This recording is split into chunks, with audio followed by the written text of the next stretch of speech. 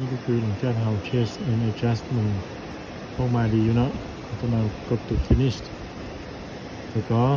กดกลับคืนจะเป็นเบื้องน้ำเที่ยงตัวจริงว่ามันเปลี่ยนหลายว่าถ้าเปลี่ยนหลายต้องได้ตัดก้อนที่ให้เรียกต่อไปเนาะโอเคซีรีส์ B หลังจากปรับน้ำเที่ยงมันได้แล้วเนาะก็กดโอเค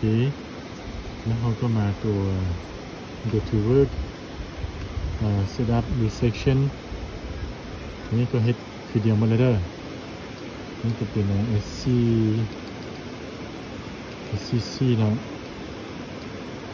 ความสูงก็คือกันโอเคแล้วก็โอเคอันนี้ก็ SCC 1นั่นว่า Series A มันมีแล้วเนาะเป็น SCC เนาะมันก็เลยเขียนเป็น SCC 1โอเคบ่เป็นยังแล้วก็หรือว่าเขาจะเปลี่ยนก็ได้เอาบ่เปลี่ยนก็ได้เนาะตัวบ่เปลี่ยนก็บ่เป็นยังเขาก็โอเคเขาก็เริ่มต้นคือเก้ามาเลยเนาะแต่ก่อนทางซื้อเข้าเนี่ยต้องไปหา S12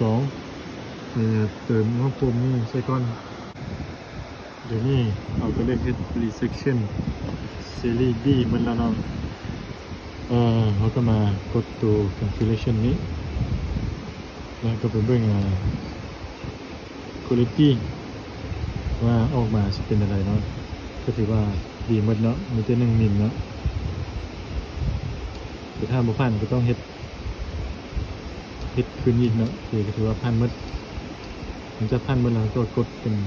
เซตเนาะ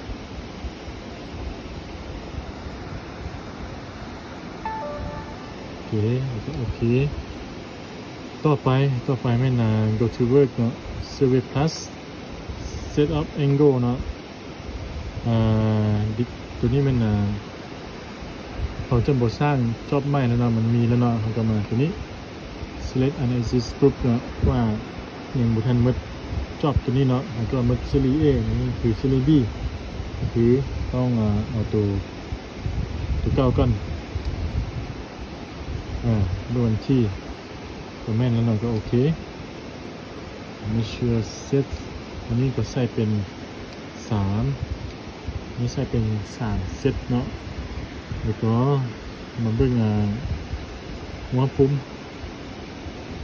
ว่ามันสิเปลี่ยนหลายบ่เอาค่าใส่จะใส่แล้วก็กดโอเคแล้วมันสิเฮ็ดวิดีโอออโต้เลยผมจะนั่งรอท่าอันนี้มันก็3เซต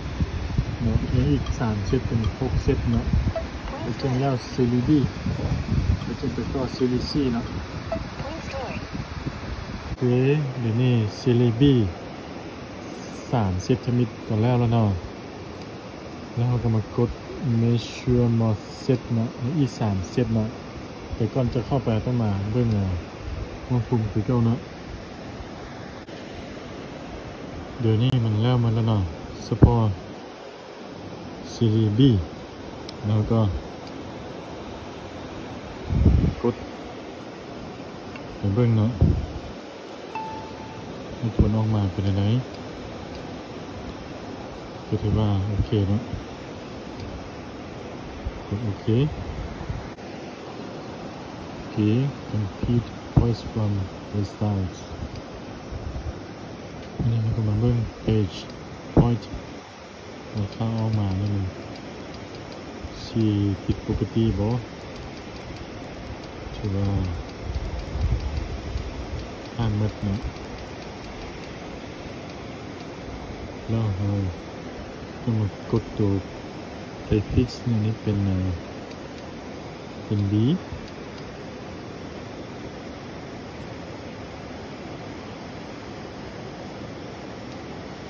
แล้วก็กด store โอเคแล้วก็กดโอเคออกจากซีรีส์ B ตัวนี้เนาะแล้วต่อไปแม่นซีรีส์สุดท้ายก็คือซีรีส์ C มันก็เฮ็ดคือเดียวหมดขั้นตอน